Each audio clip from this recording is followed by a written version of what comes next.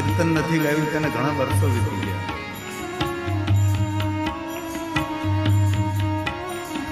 હે મહાદેવ, હે મહાદેવ, હે મહાદેવ.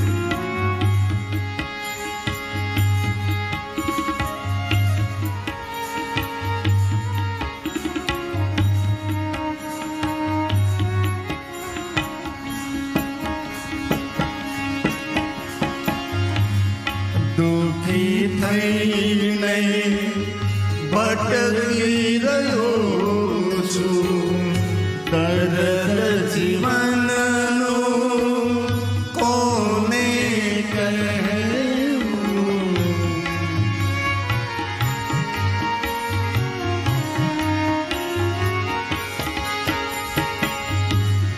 દુઃખી થઈને ભટકી રહ્યો છું, દર્દ જીવનનો કોને કહેવું.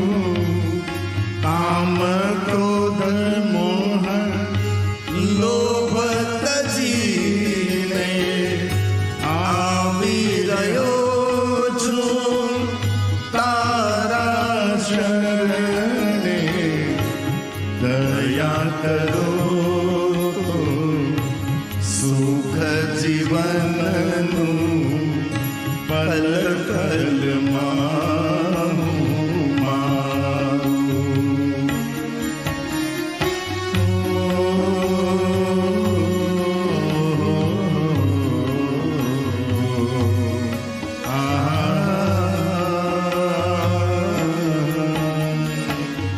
નમન કરું છું તારા શરણે, આશીષ દ્યો અવિનાશી.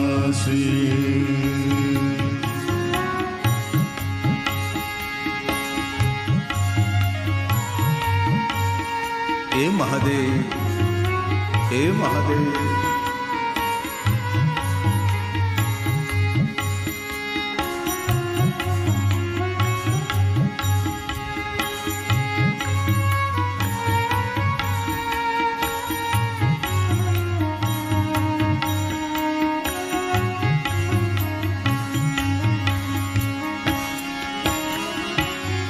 ભક્તિ કરતા ધ્યાન લાગે છે, આંખોમાંથી આંસુ આવે છે.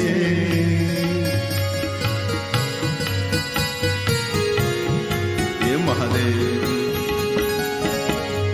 ભક્તિ કરતા ધ્યાન લાગે છે,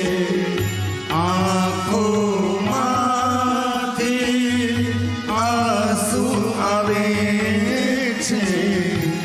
અંતરમાં હું રાજી થઈને કૃપા કરો પ્રભુ દર્શન આપે. જ્યોત જીવનની તમે પ્રગટાવો, જ્ઞાન દિયો અવિનાશી.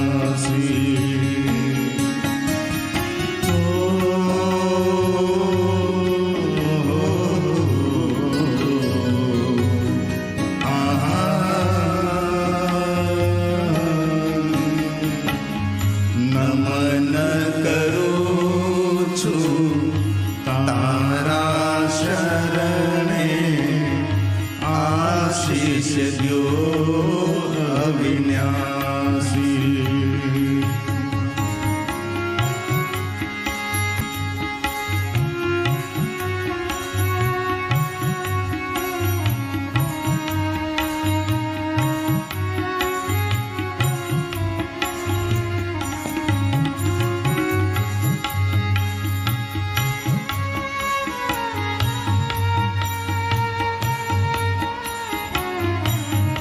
मन ही मन महादेव को याद करें।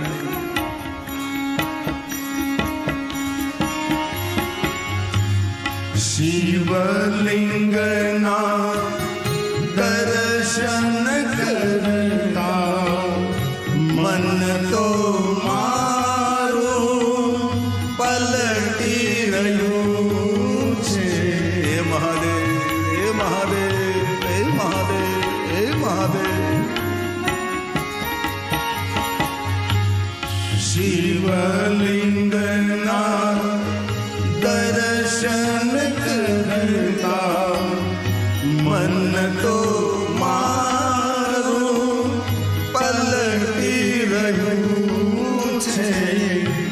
જેમ ગગન મેં તારા ટમકે મારું જીવન જ્ઞાનથી છલકે.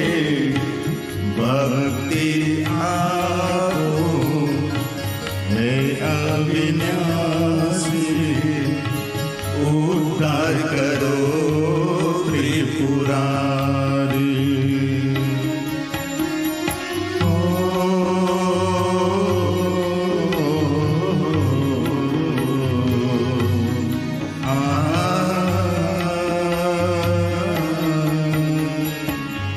નમન કરું છું તારા શરણે, આશીષ દ્યો અવિનાશી,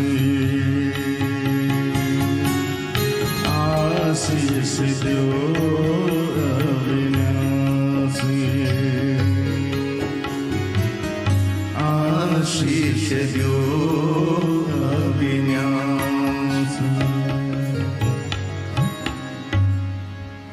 આવો શિવ મહાપણ કથાનો પ્રારંભ કરીએ. બ્રહ્મા નારદને કહે છે, નારદ, ભગવાન મહાદેવજીએ જગત હિત માટે, લોક કલ્યાણ માટે લૌકિક લીલાઓ કરી છે, જે સમાજને માર્ગદર્શન આપવા માટે. ગઈકાલે કથાનું શ્રવણ કર્યું આપણે. ભગવાન શિવ અને સતીનો સુંદર વિવાહ થયા. ત્યારબાદ ભગવાન શિવ અને સતીએ સુંદર વિચરણ કર્યું, વિહાર કર્યો છે. સુત પુરાણે પ્રયાગ તીર્થમાં કહે છે મહાત્માઓ, ભગવાન મહાદેવનું સુંદર ચરિત્રનું શ્રવણ કરવા માત્રથી મનુષ્ય માત્રનું સર્વ મંગલ થાય છે. પુણ્ય આપનારી કથા છે આ, મંગલ અને કલ્યાણ કરનારી કથા છે. બ્રહ્મા નારદને કહે કે નારદ, ભગવાન શિવને સુંદર વિચરણ કરતા હતા નદીના તટ પર, સાગરના તટે, ઘનઘોર જંગલમાં, પહાડોની કંદરામાં. સતી અનેક પ્રકારના પ્રશ્નો કરે છે અને મહાદેવજી પ્રશ્નોનું નિવારણ કરે છે. યાત્રા કરતા કરતા, વિચરણ કરતા કરતા ભગવાન શિવ અને સતી એક સુંદર આશ્રમે વધારે છે. ભગવાન શંકરજી આશ્રમને પ્રણામ કરવા લાગે છે. સતી કહે છે, અહીં કોનું સ્થાન છે, આપ શા માટે પ્રણામ કરો છો? ત્યારે ભગવાન સ્વયં મહાદેવજી કહે છે કે સતી, આ કુંભજ ઋષિનો આશ્રમ છે, અગત્ય મહાત્માની તપસ્થલી છે.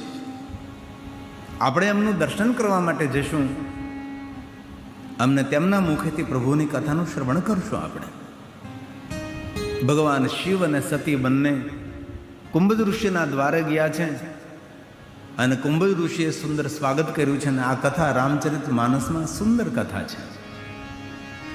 એક બાર ત્રેતા યુગમાં શિવ મહાપણ ગ્રંથની અંદર કોઈ પણ કથાનો પ્રારંભ થાય એક સમય અંતરે ભગવાન વ્યાસજી કહે કે એક સમયે બસ આવી એક સુંદર દિવ્ય ઘટના બની હતી. અને રામચરિત માનસમાં તુલસી કોઈ કથાનો પ્રારંભ કરેલી એક બાર ત્રેતા યુગમાં બન્યું હતું. આ તુલસીના સુંદર શબ્દો છે.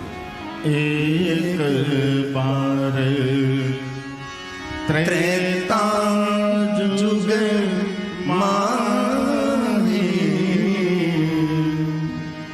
શંભો ગયે કુંભજ ઋષિ પાહી.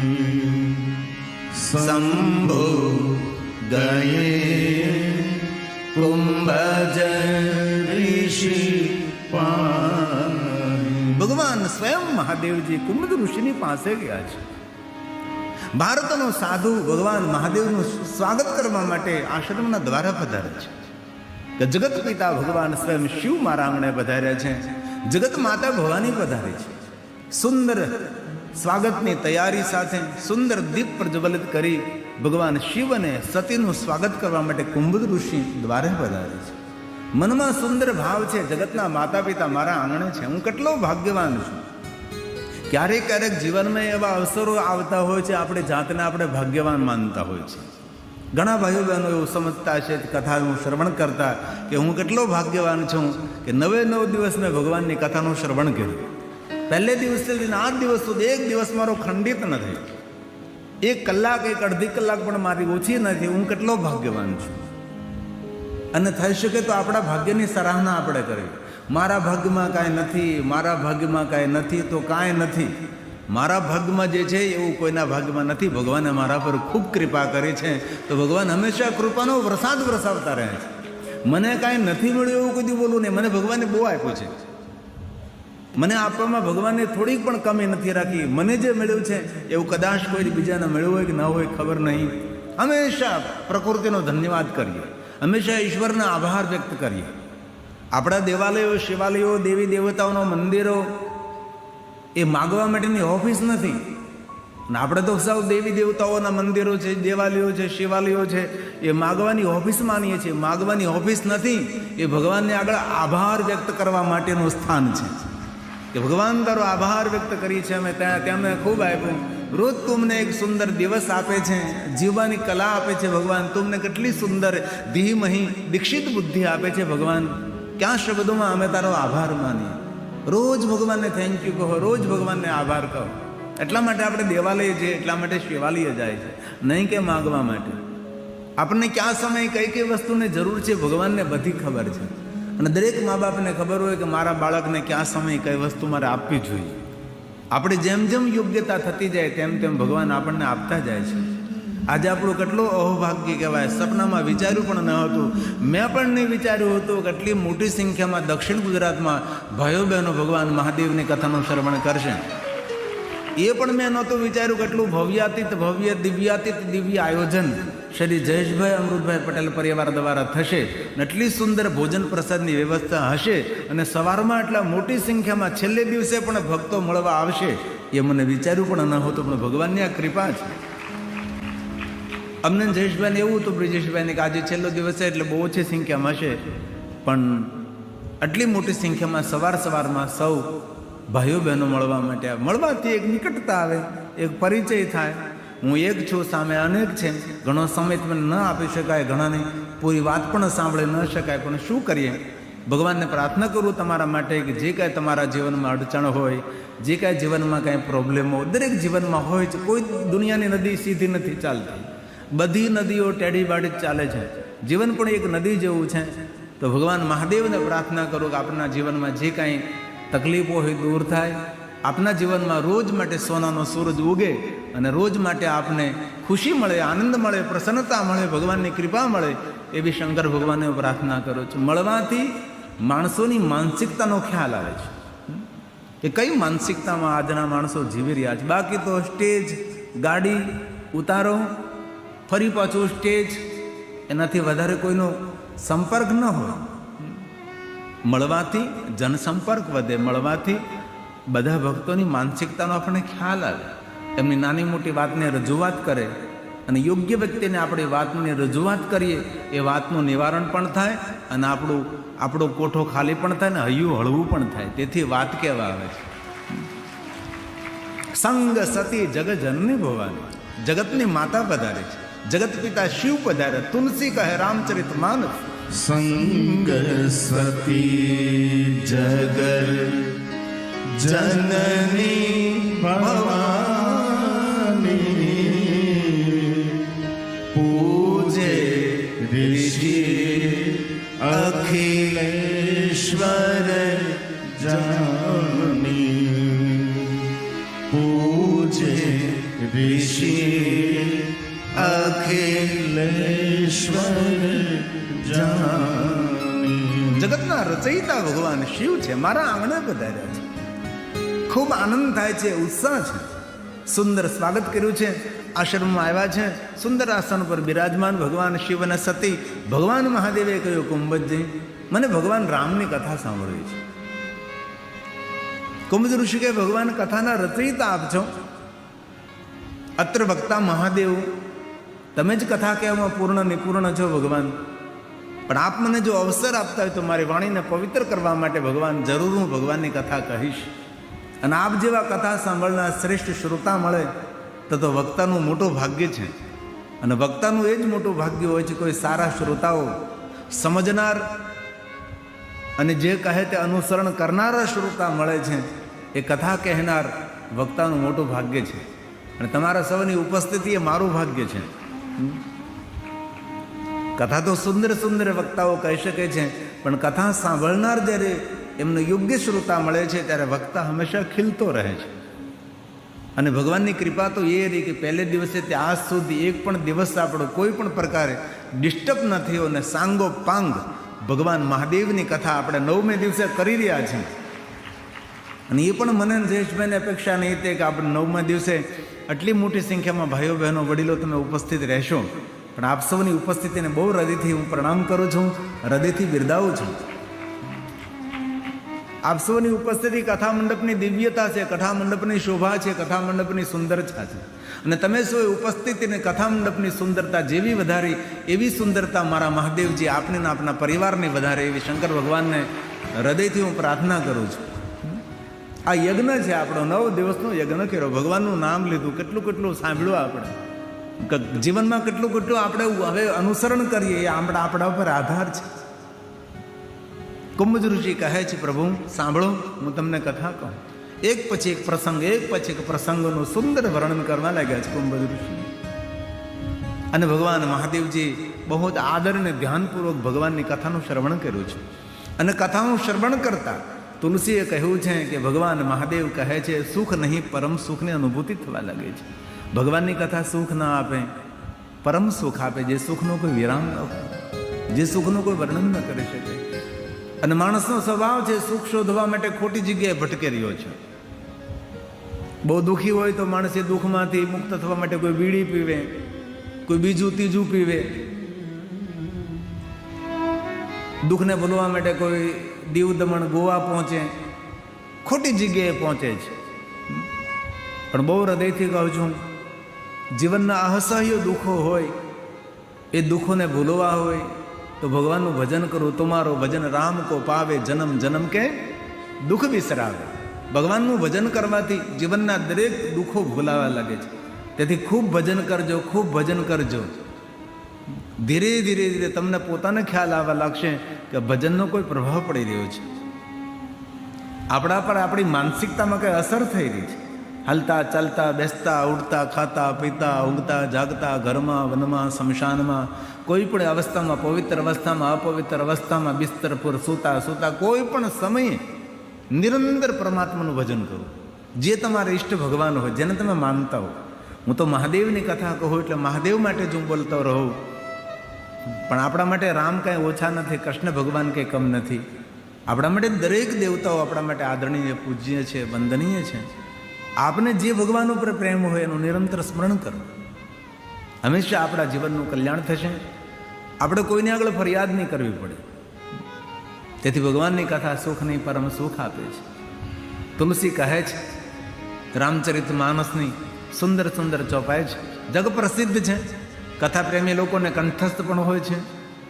રામ કથા, રામ કથા મુનિ બરજ બખાની, સુની મહેશ પરમ સુખ માની. કેટલી સુંદર વાત છે, બોલીએ સાથ નહીં. રામ કથા મુનિ બરજ બખાની, સુની મહેશ પરમ સુખ માની. શ્રી રામ, શ્રી રામ જય રામ, જય જય રામ. બોલીએ સાથ નહીં. શ્રી રામ જય રામ, જય જય રામ.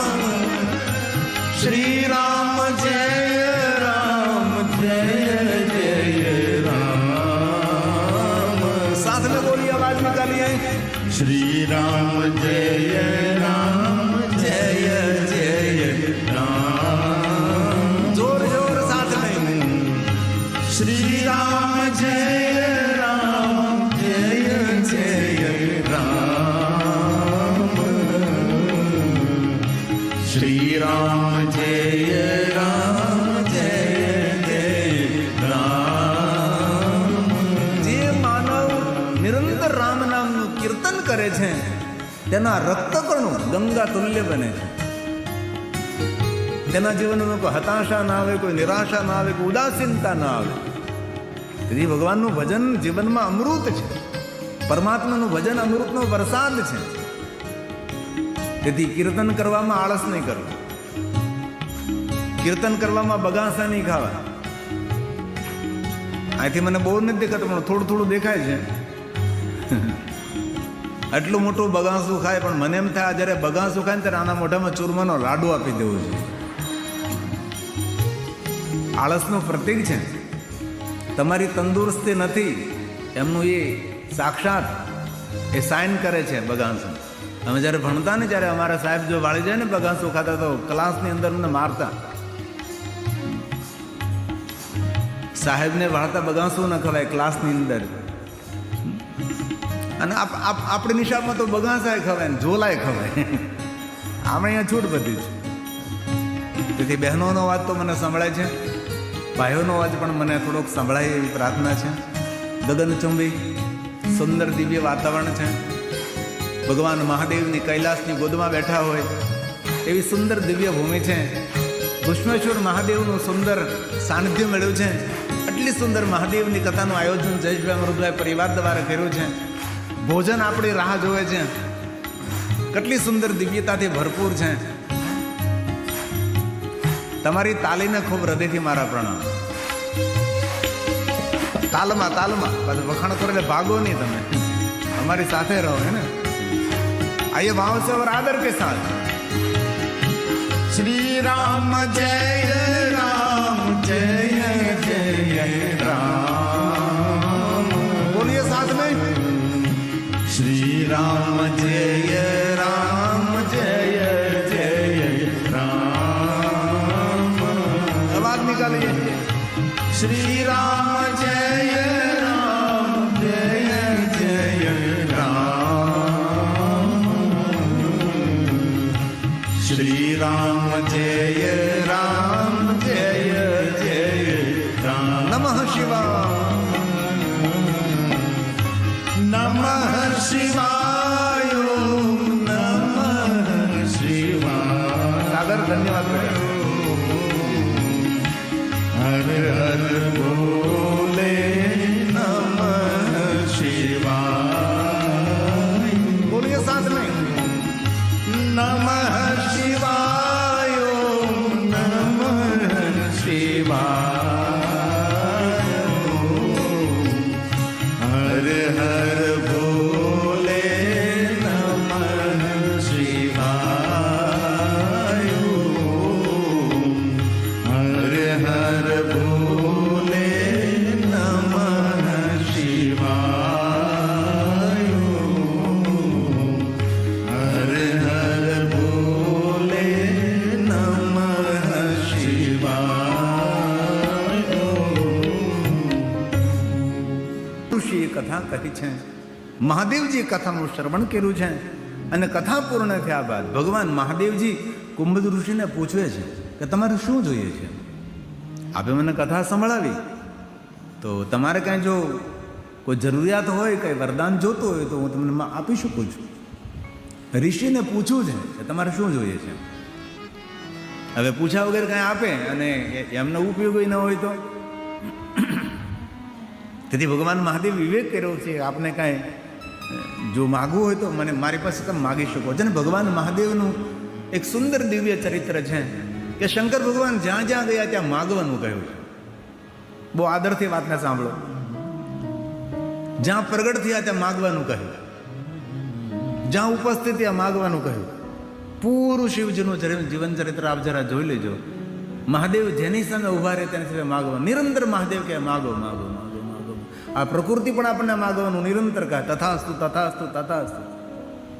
કણ કણ બોલે તથાસ્તુ, વૃક્ષના પર્ણ બોલે તથાસ્તુ, ગગન બોલે અગન બોલે, આકાશ બોલે પાતાલ બોલે, સરિતા સમંદર બોલે, ફૂલ બોલે ફૂલો કી સુગંધ બોલે, માગો માગો તથાસ્તુ તથાસ્તુ. તેથી સારો વિચારજો. નિરંતર ભગવાન કહે તથાસ્તુ, આપ જે વિચારો એ થાય, આપ જે બોલો એ જ થાય. એવું ભગવાન નિરંતર કહે છે. તમે જે વિચારો એ થાય, તમે જે બોલો એ થાય. તેથી આજથી આપણે સૌએ દ્રઢ સંકલ્પ લેવાનો છે. કોઈ નબળો વિચાર નહીં, કોઈ નબળી વાત નહીં, કોઈ નબળો શબ્દ મુખમાં નહીં. અને ભૂલથી ગાળી તો બોલવાની જ નથી, ભૂલથી પણ નહીં બોલવાની. દક્ષિણ ગુજરાતમાં ઘણા લોકોને આદત છે વાત વાતમાં ગાળ બોલે, રમતા રમતા ગાળ. ભાઈઓ તો ઠીક છે, બહેનો ઠપકારે. આવું હોય, આવી આપણી ભાષા હોય. જ્યારે આપણે ગાળી બોલીએ છીએ, ગાળ બોલીએ છીએ ત્યારે પગ નખથી મસ્તક શિખા સુધી આખું શરીર એ ગાળ જેવું અપવિત્ર થાય. જે પ્રકારની ક્વોલિટીની બોલો છો તમે એ પ્રમાણે. મારે એથી પ્રયોગ તો ન જ કરે, ભૂલથી પણ ન કરે. જે પ્રમાણે તમે બોલો છો એવું શરીર આખું ખરાબ થાય આપણું. એક એક રક્તકણ ખરાબ થાય, કંઠ ખરાબ થાય, જીભ ખરાબ થાય, ઓઠ ખરાબ થાય. ત્યારે વાતાવરણ પણ ખરાબ થાય ને વ્યવહાર પણ આપણો ખરાબ થાય. તેથી આજથી દ્રઢ સંકલ્પ કરવાનો છે. પાક્કું? હા કે ના? હા. એક પણ ગાળી નહીં બોલવાનું. સામેનો માણસ ભલે બોલે, આપણે નહીં બોલવાનું. એક ગાળ બોલીએ, જે પ્રકારની બોલો એ પ્રમાણે આખું શરીર આપણું ગંદુ થાય. ને એક રામનું નામ કે એક શિવનું નામ બોલો તો શિવતુલ્ય આપણું પૂરું શરીર નિર્માણ થાય. રક્તકાંડ, અણુ અણુ, એક એક રૂવાડું. તેથી મહાદેવ નિરંતર કહે તથાસ્તુ તથાસ્તુ તથાસ્તુ. આપ કહો એમ જ થશે, આપ કહો તેમ જ થશે. તેથી સારું વિચારવું, સારું બોલવું. તેથી મહાદેવનું સુંદર ચરિત્ર છે કે મહાદેવ હંમેશા સૌને કહે માગો માગો માગો માગો. ધ્યાન દીજીએ, માગો માગો માગો માગો. પણ પૂરા શિવજીના ચરિત્રમાં એક પણ કથા એવી નથી કે ભગવાન મહાદેવે કોઈની પાસે કહ્યું મને કંઈક આપો. એક પણ કથા તમને એવી નહીં મળે કે ભગવાન મહાદેવ કોઈ પાસે માગવા ગયો. વિશ્વના દેવતાઓ ભગવાન મહાદેવ પાસે માગવા આવે છે, પણ મહાદેવ કોઈ પાસે માગવા ગયો નથી. જે બીજા પાસે માગે નહીં એ જ હંમેશા મોટો થઈને પૂજાય છે. બીજા પાસે માગવાથી આપણે બહુ નાના દેખાય. આપણને ઘણી વાર આદત હોય માગવાની જેની તેની પાસેથી. અને ઘણા માણસો તેવા હોય ને, આપણે ખાલી તેને અમે થોડુંક હસ્યા હોય ને તો એવું ઉછીના પૈસા માગે. એને બોલાવ્યો ન થાય. વ્યવહાર તો કેમ રાખવો, તેની સાથે મિત્રતા તો કેવી રીતે કરવી. તે ત્યાંથી દ્રઢ સંકલ્પ કરવાનો, કોઈને આગળ માગવું નહીં. મહાદેવનો મોટામાં મોટો સંદેશ છે, શંકર ભગવાન કોઈ દિવસ કોઈ આગળ માગતા નથી અને દરેકને આપતા રહે છે. તેથી રામચરિત માનસમાં કહ્યું ઋષિ પૂછી. ઋષિને પૂછવું છે, તમારે કઈ જોઈએ છે? ऋषि पूछी हरि भगति सुहाई, कई शंभु अधिकार पाई. ऋषि पूछी हरि भगति सुहाई, कई शंभु अधिकार पाई. ऋषि पूछे हरि भगति सुहाई, कई शंभु अधिकार पाई. ऋषि पूछे हरि भगति सुहाई, कई शंभु अधिकार पाई. ऋषि पूछी हरि भगति सुहाई, कई शंभु अधिकार